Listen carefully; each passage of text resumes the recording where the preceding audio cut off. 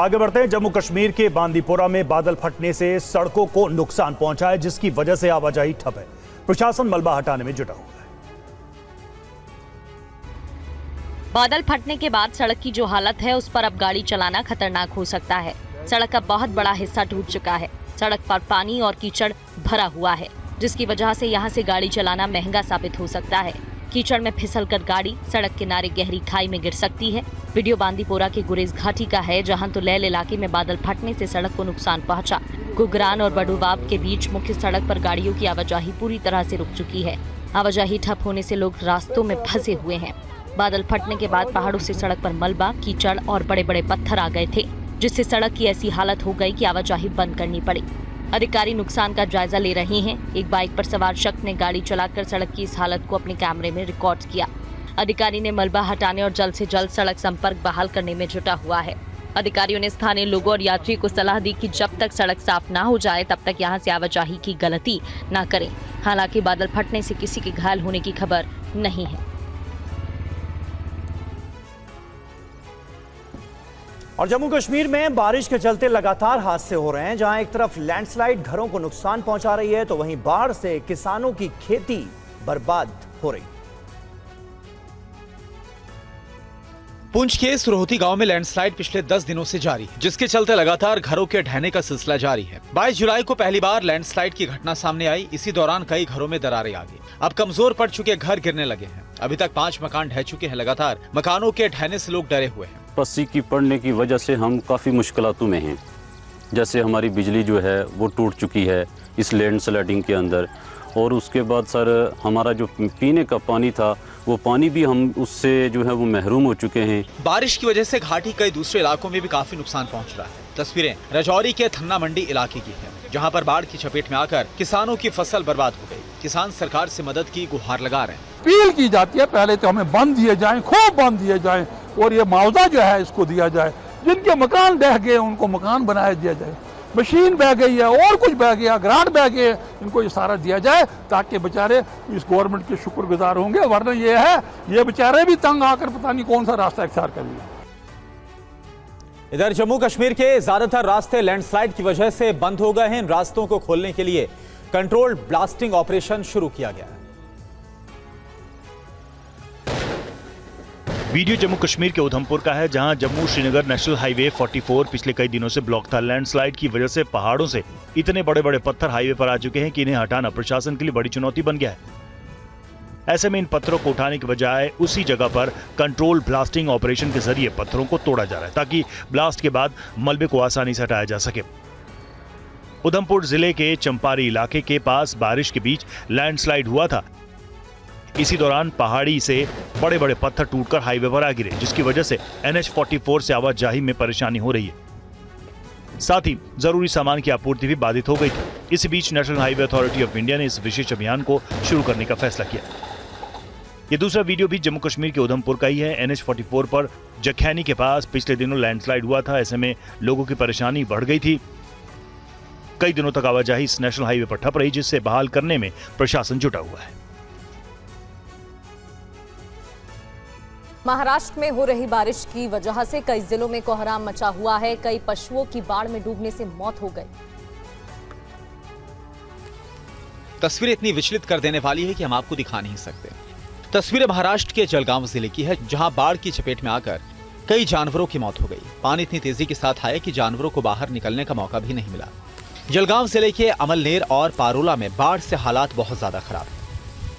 रिहायशी इलाकों में बाढ़ कैसा कोहराम मचा रहा है। घरों में इतना ज्यादा पानी भर चुका है कि निचले इलाकों के घरों से लोगों को बाहर निकाला जा रहा है। घरों के अंदर फंसे लोगों को बाहर निकालने के लिए रेस्क्यू ऑपरेशन जारी है। एक महिला भी परिवार के साथ घर के अंदर फंस गई, जिसे देखिए कैसे रस्सी की मदद से बाहर निकाला गया।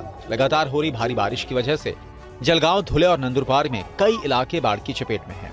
लगातार भारी बारिश की वजह से राहत और बचाव दल के लिए सभी तक मदद पहुंचाना एक बड़ी चुनौती बना हुआ है। खेती बर्बाद होने से किसान करहा रहे हैं, तो वहीं दुकान और घरों में पानी भरने से लोग प्रशासन को कोस रहे हैं। कई जिलों में आज भी बारिश का अलर्ट है। मौसम विभाग ने लोगों से बारिश के दौरान सावधानी बरतने और मौसम विभाग की चेतावनी पर नजर बनाए रखने की अपील की है।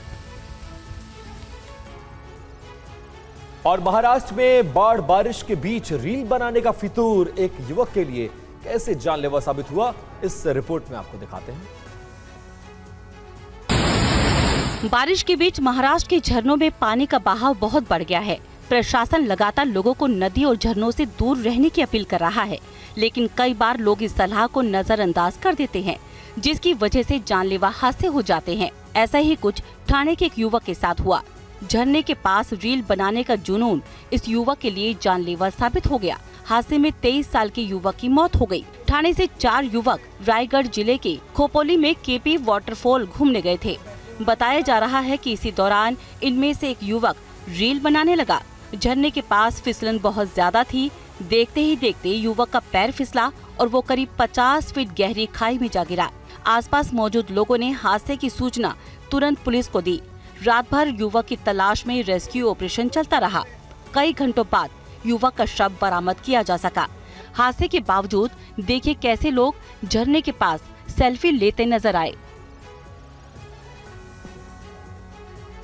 और महाराष्ट्र के ही पालघर में एक हादसा हो गया। 2 सैलानी गहरी खाई में जा गिरे। 60 सेकंड्स में देखिए पूरी रिपोर्ट।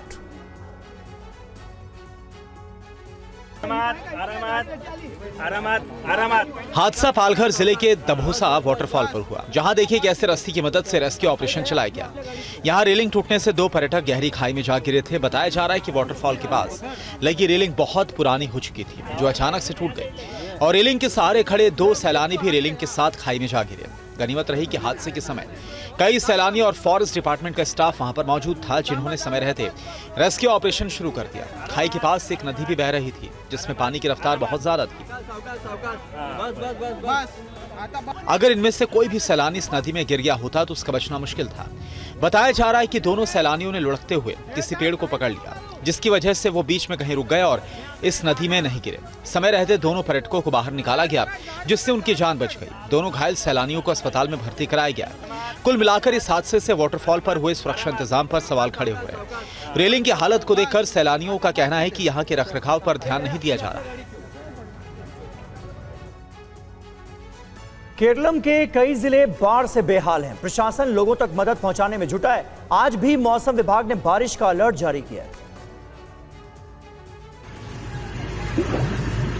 पिछले कई दिनों से रिहायशी इलाकों में पानी भरा हुआ है। जो लोग इन घरों से दूसरी जगह पर जाना नहीं चाहते, रेस्क्यू टीमें उन तक खाने पीने का सामान पहुंचाने में जुटी हैं। तस्वीरें केरलम के पथनमथिट्टा की हैं, जहां पिछले कई दिनों से बाढ़ ने रिहायशी इलाकों को अपनी चपेट में ले लिया है।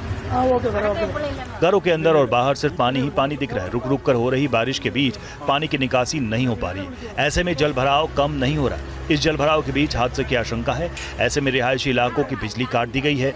पीने के पानी की भी किल्लत हो रही है। जो लोग बाहर निकलना चाहते हैं उन्हें दूसरी जगहों पर पहुंचाया जा रहा है।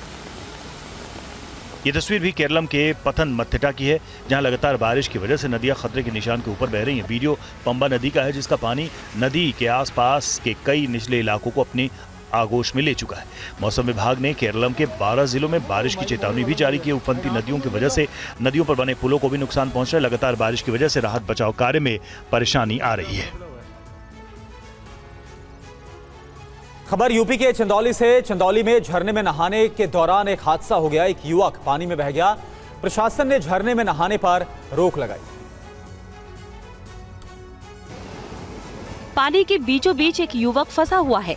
युवक के दोनों ओर लोगों की भारी भीड़ है। दोनों ओर से युवक को बचाने की कोशिशें की जा रही हैं। हादसे का ये वीडियो यूपी के चंदौली का है, जहां नौगढ़ थाना क्षेत्र के राजदरी झरने में ये युवक नहाने के लिए उतरा था और पानी के तेज बहाव में बहने लगा। करीब 50 मीटर तक बहने के बाद ये युवक एक चट्टान के सहारे रुक गया और जान बचाने के लिए चिल्लाने लगा। आवाज सुनकर लोगों की भीड़ वहां जमा हो गई और तुरंत हादसे की सूचना प्रशासन को दी गई। लेकिन इस बीच स्थानीय ग्रामीण कपड़ों को बांधकर युवक को खुद ही बचाने के प्रयास में जुट गए, लेकिन इनके लिए युवक तक पहुंचना बहुत मुश्किल था। हालांकि कुछ ही देर बाद प्रशासनिक टीम भी मदद के लिए घटनास्थल पर पहुंच गई और रेस्क्यू ऑपरेशन शुरू कर दिया गया। तुरंत ही रस्सी की मदद से युवक को बाहर निकालने के लिए बचाव दल की एक टीम पानी में उतर गई। बहुत मुश्किल से युवक को सुरक्षित बाहर निकाल लिया गया। राजदरी झरने पर नहाने पर पहले से ही प्रतिबंध लगा हुआ है, लेकिन रोक के बावजूद ये युवक नहाने के लिए झरने में उतर गया था और हादसे का शिकार हो गया।